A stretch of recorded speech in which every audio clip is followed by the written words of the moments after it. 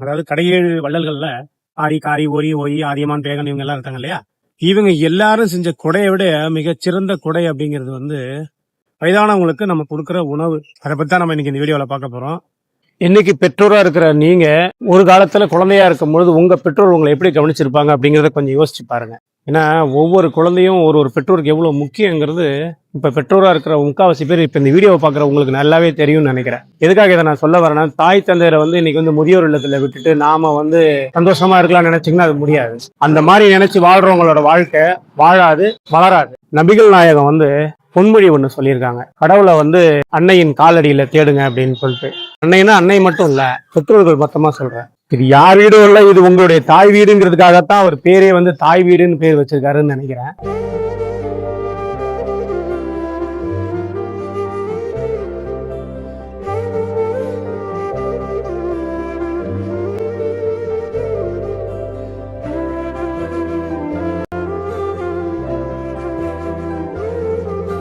வந்திருக்கோம் அப்படின்னா காட்டுமன்னார் கோயில் இருக்கக்கூடிய தாய் வீடு அப்படிங்கிற இந்த முதியோர் இல்லத்துக்கு தான் நம்ம இன்னைக்கு வந்திருக்கோம்.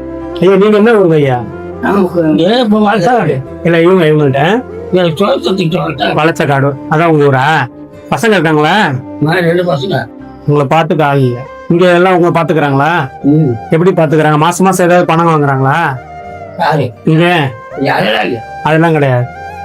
ஸ்ரீவில்லிபுத்தூர். மதுரையா? ஸ்ரீவில்லிபுத்தூரா? ஐயாவுக்கு பசங்க இருக்காங்களா? ஒரு பையன் இருக்கான்.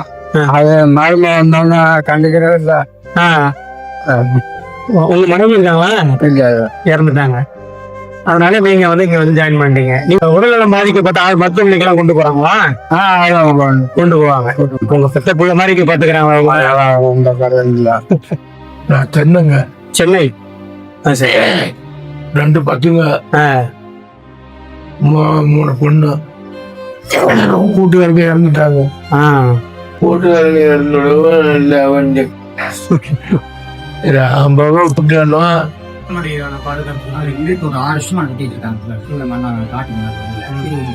இந்த வீடியோ பாக்குற நீங்க தாய் வீடு முதியோர்களுக்கு உங்களால முடிஞ்ச உதவி, அரிசி, மளிகை பொருட்கள், பணமோ எது வேணா உதவி பண்ணலாம். அது மட்டும் இல்லாம பிறந்த நாள், திருமண நாள், முன்னோர்கள் நினைவு நாள், அதுக்கு ஏதாவது பணம் கட்டி சாப்பாடு போடுறது எல்லாம் உங்களால முடிஞ்ச உதவி செஞ்சா எங்களுக்கு கொஞ்சம் வசதி. இந்த வீடியோவை பாக்குற நீங்க ஒரு நாளைக்கு ஒரு வேலைக்கு இவ்வளவு ரூபா செலவாகுது. இது எவ்வளவு செலவாகும், எவ்வளவு சிரமங்கிறது இந்த நடத்திக்கிட்டு வர்றவங்களுக்கு தான் தெரியும். இப்ப நீங்க அந்த மாதிரி எல்லாம் உங்களுக்கு வந்து நானும் இதுல கொஞ்சம் பங்கெடுத்துக்கிறேன்னு நீங்க நினைச்சாக்கா இது உங்களால முடிஞ்ச உதவியை இவங்களுக்கு செஞ்சு கொடுங்க. அவங்களோட நம்பர் இந்த டிஸ்கிரிப்ஷன்ல நான் கொடுக்குறேன். அவங்களை கான்டாக்ட் பண்ணி அவங்களுக்கு உங்களால முடிஞ்ச உதவியை பண்ணுங்க.